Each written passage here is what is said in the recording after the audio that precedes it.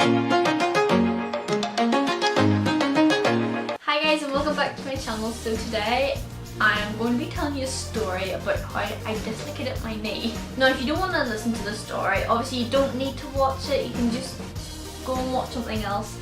But a few of you have actually said on Instagram you can actually put this into a story time, so I was like, some people actually might want to hear this. Okay, so this all happened on the 11th of July, probably around 4:30, and I was actually out in my garden with my mum, my dad and my brother, so I was quite lucky that way that I was with like everyone. I was out at the top of my garden. We have like this big garden patch at the top of our front garden. I was weeding that out. We were going to be planting new plants in there and just making it all nice. And there was this one plant that was actually dead. So I said to Mummy, do you want to do this yourself or you want me to do it? So she was like, I don't mind. So I said, right, I'll go and do it. You know, I was in that mood where you kind of just, you're in that zone where you want to go and actually do the thing. So I was in that mood for gardening, which I never am. I regret it. I was telling my mum because she was in the field beside me. She was getting these posts all painted because Robert has a vegetable patch in the field. She was in there painting the posts and I was talking to her at that point, and then I went to turn around but my knee didn't move with my body and it popped out of place. So this actually happened before, but my knee didn't dislocate. It must have been last year. There was this whole commotion down in my village, and obviously, you know, the nosy Parker, my mum and I are, we went down to see. I was going out the front door and I went to turn around to close the door. My knee basically just went from under me, and oh my word, the pain that went through it.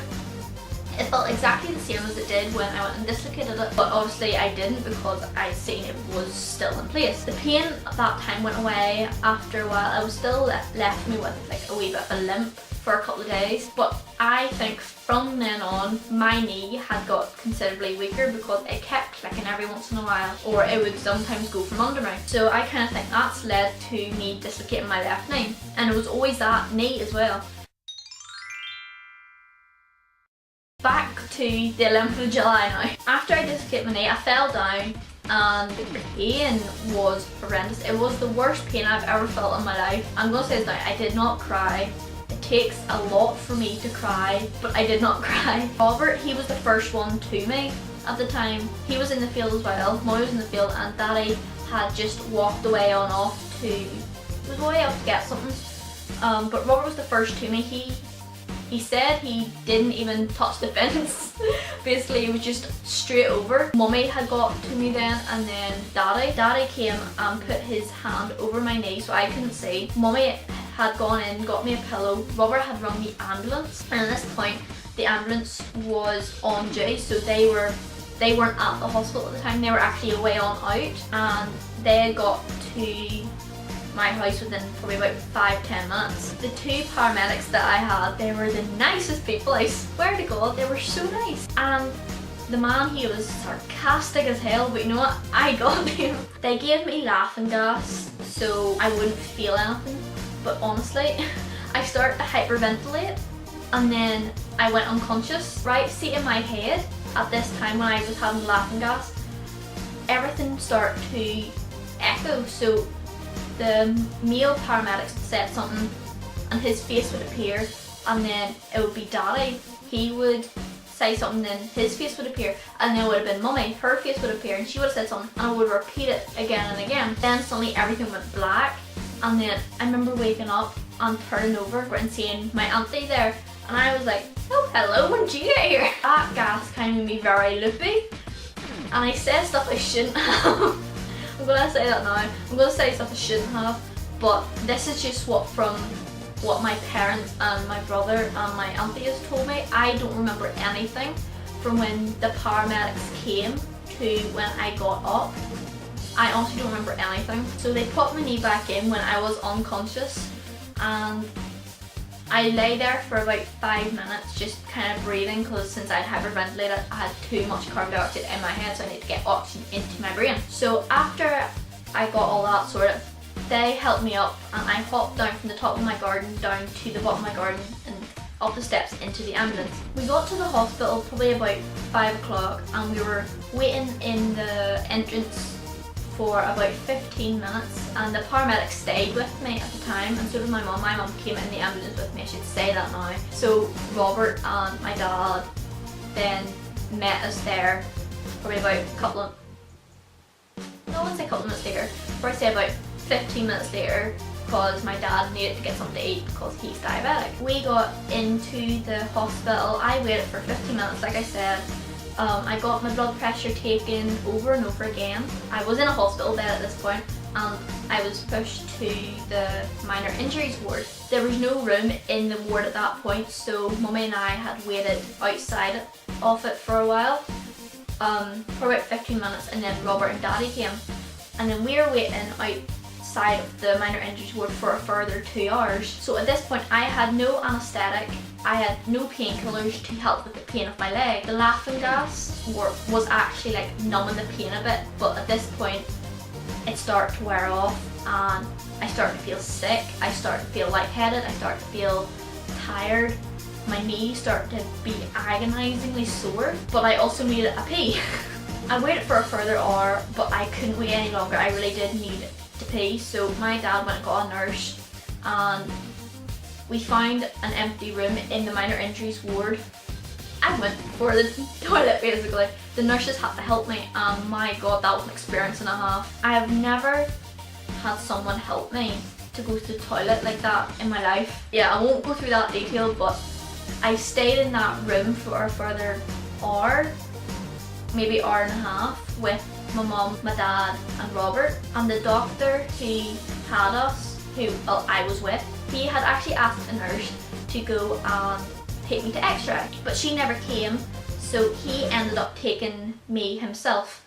And to be honest, I don't think he was happy with it, but you know. So he ended up taking me to the x-ray department himself, and I got an x-ray of my knee. So that was the second time I had to take my trousers down.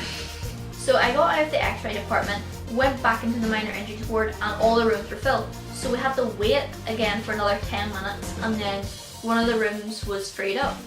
So we went up into that room and we got the x-rays all sorted, and from the x-ray I found there was nothing broken. It was just a normal dislocation, as they call it. So I would have to have a knee brace on for a few weeks until I got an appointment at the fracture clinic. So they would determine whether I need a cast and how long I would have to have this on for. But since it was the holidays at that time, because the next day and the day after, so the 12th, 13th, that's a holiday in Northern Ireland, you couldn't get an appointment.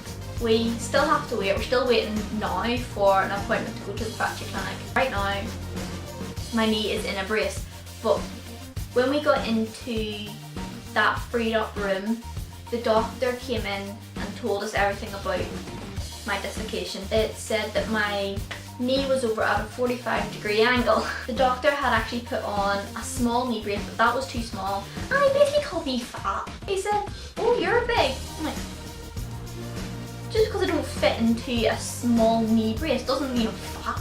So he went and got a bigger size, but there was no medium now, so he went and got a large, which actually is not too bad because there's a support at one end of my leg, like my knee, where the dislocation happened, so the outside of my leg, and then one at the back of my leg, just to keep it straight, because you need to keep your knee straight. And then I was also given crutches. I've got crutches here. And when I was given these wee lads here, the doctor actually thought I was smaller than I was. So when I got up, he was quite surprised by how tall I am. But I'm not that tall, I'm 5'5". So I got my crutches and I was okay for the first day, maybe 2 days, but it ended up hurting my hands, so I had to put fluffy socks on them just to help with the pain on my hands because they're quite sore. So my hands aren't sore anymore, it's more my shoulders, my arms and my legs that are sore because I'm basically carrying my own weight all the time. Like, I'm not heavy, so it's not too bad, but I'm basically just carrying my own weight and I don't have any upper body strength. My legs are the strongest part of me. I know when I finish this, I'm going to be proper ripped because I have a bedroom upstairs in my house, so I have to use my arms and my shoulders to push myself up. So I can't actually get up the stairs myself. I have to have someone else. So when I'm coming down, I just need 2 people. Well, then coming upstairs I need 2 people, but coming down I need someone to carry my crutches. So I can get downstairs perfectly fine. But when I get upstairs, when it comes to the last step, I need someone to lift me up because there's no other support to help me. So I'd either need my brother or my dad. But it's just the whole trying to get used to not using my left knee. It's quite difficult because I have to carry it everywhere. So say if I was getting into bed, I need to lift it up into my bed, and I have to lie on my back the whole night because I can't turn over. I have to keep my legs straight. If I'm sitting down, I have to have it elevated, which is not elevated at the minute, but my leg is aching because I'm trying to keep it off the ground. I have to have an ice pack on it every few hours to keep down the swelling. I use painkillers, 2 in the morning at breakfast, 2 at lunchtime, and then 2 before I go to bed. I just hope this video kind of made sense of the story that actually happened. If you have any questions, leave it down below because I feel that I have actually left bits out, but I cannot think of what they are. I just feel I've left stuff out. So if you have any questions about what's happened, or if you don't understand anything that I've said, just comment that down below and I will answer you honestly as I can because I don't know everything about it. But if you enjoyed my first story time, do give this video a big thumbs up and subscribe because I'm also vlogging. Like, I know I said, oh, I have so many plans to do. A lot of those plans are out the window now, but I'm trying to make the most of how I am at the minute. And I will see you in next week's video or a vlog. Bye!